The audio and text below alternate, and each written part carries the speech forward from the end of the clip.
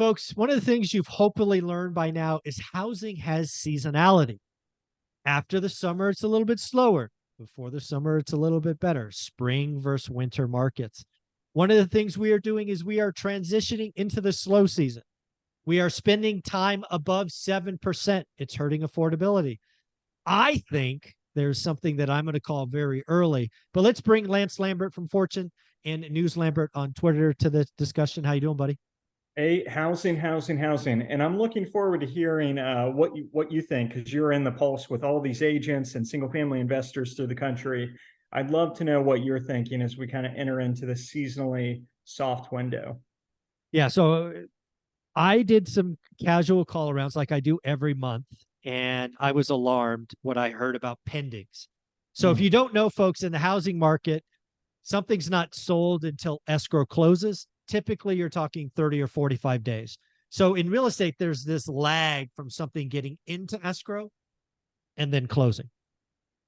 And typically it is just like it's a process, right? So how many go in, how many come out. I heard some scary numbers about pendings coming into August. And roughly speaking, from the 10 or 12 conversations I had, pendings were down 15 to 25% August 1st versus July 1st. And in most markets, July was a bad month, right, for closings. So if you're going into August and pendings are down and July was a bad month, I am fearful what August is. And last thing I'll say on this is every market has a percentage, right? Pendings blow up, right? Appraisals, inspections, can't qualify for credit. So just because you're going into a market with 800 pendings doesn't mean you're going to have 800 closings. It will be something less than that.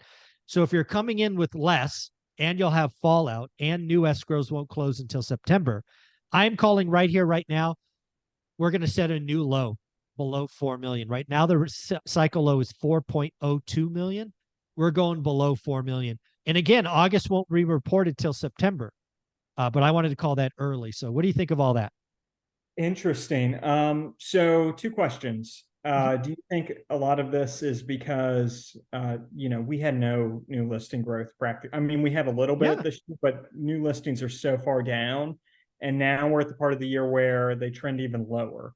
Do you think exactly. it's just there's not enough churn, like listings coming into the market, or do you also think like the seasonal pullback in demand here is it a role? And that brings up part two of that question, which is, are you seeing pendings fall through because rates have gotten higher?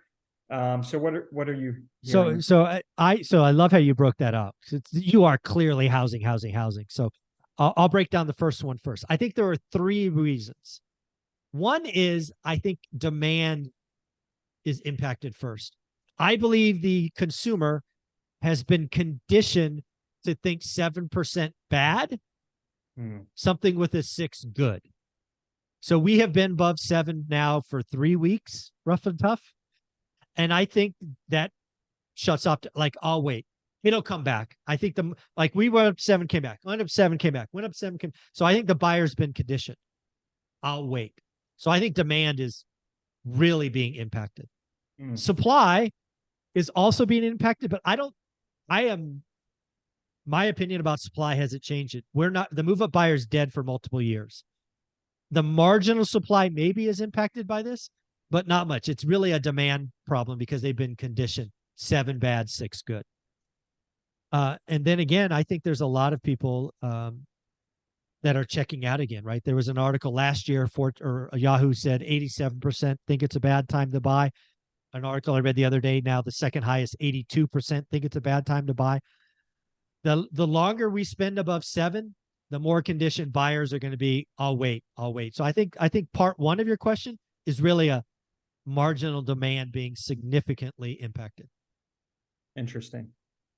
Yeah, that does make sense. Now, one thing that could be good for the market is, so last year we went through this with the rate shock, Uh-huh. but sellers got in some places a little scared.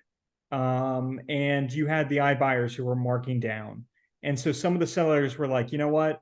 I'm up so big, I'll just come down on price. Yeah. And they were willing to just come down a little bit more on price. Sure. But the bad thing for that is because they did that and didn't stick to that number, it actually helped inventory to not work up as much as it should have. It would have been better for the market to not get those price reductions last year and to just gotten the inventory.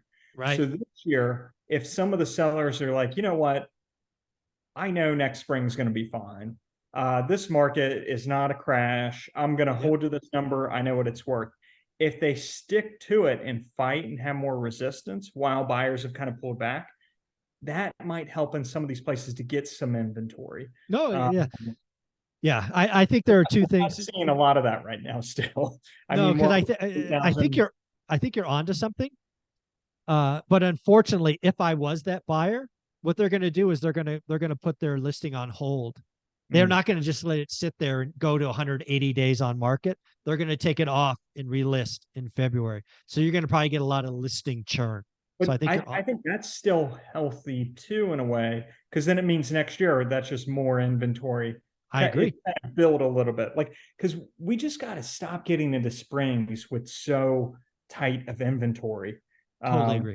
We're just in a we're next year it's gonna. I mean, I don't like to make calls, but No. if you just look at the historical data of inventory and you go into a spring, all else equal, the economy not gone down into the toilet, Yeah. it suggests it's going to be fairly warm again next Yeah. spring. Look at last spring. That's all I got to say. The one that just passed. Rinse and repeat. You're absolutely right. So now let's go to part two, because you brought up the point that frankly 99% of people would miss and most of the reporters would miss. So good on you. Definitely housing, housing, housing. We are seeing a lot of pendings blow up because of appraisals. Appraisers are marking declining markets in some parts of the country. I have heard in Southern California, I've heard in Texas, obviously, and many other states that they're declining markets on appraisals, and they're coming in light. And unlike 2020 and 2021, where there were clauses where the buyer would make up the delta, those Yeah. don't exist. So we are seeing escrows blow up because of appraisals and lending conditions. I have seen people get approved for a loan and then the program disappear. So there Wow. is a higher percentage of fallout, I guess you would call it, um, in the pendings over the last 3 or 4 months than the last 2 years. So yes, Mm. you are onto something. And if your fallout was, if you got 90% closure rate, last year, you're probably somewhere in the low 80s, high 70s. I Mm. don't have that data explicit, but based on the conversations, it's worse today. So it's a problem. Interesting. So the appraisers are saying that the people trying to buy these homes are trying to pay too much. It can't have, especially in the lower end, right? The red hot Yeah. markets. Yep. They're like, hey, I can't comp this. Yeah. Wow. That is interesting. Yeah. Yeah, but for it to help the market's health, it's got to move the active listings. Bingo. Yeah. Yeah. And again, the margin, like we just saw in our video number one, talking about how red hot markets is, if you happen to be a buyer that can't make up the difference, you just put it back on the market. Somebody else can't, right? If Yeah. you're at that low end and it's a super strong seller's market, somebody's going to pay up and they'll make up the delta. Do you think that hold up period, the pendings going not going through, helps the market's health? Anything that can slow the market down helps. Yeah. I don't have any great answers other than we're going to slowly grind sideways and churn. This is Yeah. not a quarter and not even a year. This is a multi-year process of going sideways. So days on market have to double for me to feel better about the housing market. To me, it's Yeah. not even about active listings. To me, it's days on market. We get no net Yep. new listings, but days on market go up. The market is healing. Until Exactly. days on market double, it's nothing to talk about. Yep. Exactly. Yeah. And I think a part of that there is you probably, if you're going to get it, you probably need some labor market softening, which that's an interesting part is like this economy has stayed fairly resilient and despite many predictions and most of the forecast models. And so it's interesting, but for me, that does still make me a little cautious because it, Well, let's poke at that, because again, I think too many economists are talking about the job markets like it's this one blob. Mhm. What we are going through, in my opinion, is a la the 1970s. And what do I mean by that? It basically means the lower 50% of income earners are getting a disproportionate piece of the pie, Yep. unlike the last 40 years, where the top half got all the Yep. spoils. The next 3 to 5 years, it's going to be about the bottom 50. I And well, yeah, look at two strikes. Look at the UPS one, or exactly 170 grand a year to be a truck driver. yes, exactly. They had so much leverage. They're making money. Logistics has done well. The consumers are strong. The other side of the market, look at what is it, the writers' strike? Yeah. Mm-hmm. The streaming war has seen so many losses from these huge entertainment companies as they compete for this. And you've seen all of the biggest dogs in tech essentially come in. Amazon is in the space, Apple's in the space, uh, Amazon, Apple. Who's the other huge one? Disney Amazon. just came in, Well, Disney Disney's Plus. there, Netflix, uh, NBC, Universal. Uh, Like so much of this huge money has come in, and they've spent and taken on huge losses to compete in this space. And there isn't a lot of money to yeah. Yeah.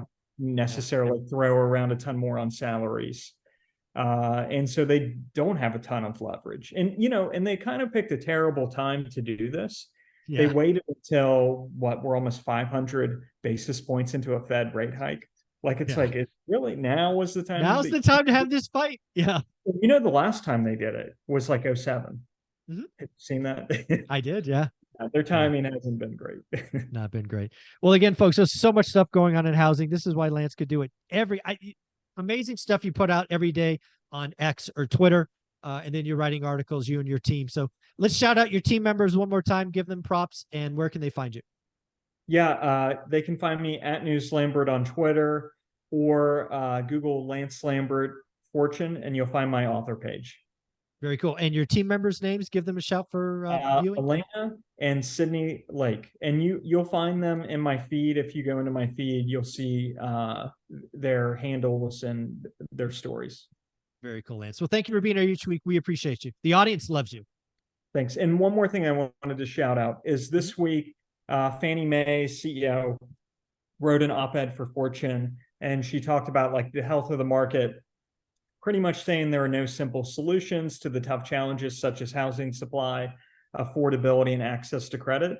I think it's an interesting read, and she's somebody who doesn't come out and speak much and write much. So I think it's worth a read. I totally agree. I read it this morning. It was a very good op-ed. Would you call it? I guess you call it an article. It was a very Yeah. good op-ed article. Yeah, yeah. She wrote Yeah. the piece. Yep. Lance, thank you so much. Thanks, Michael.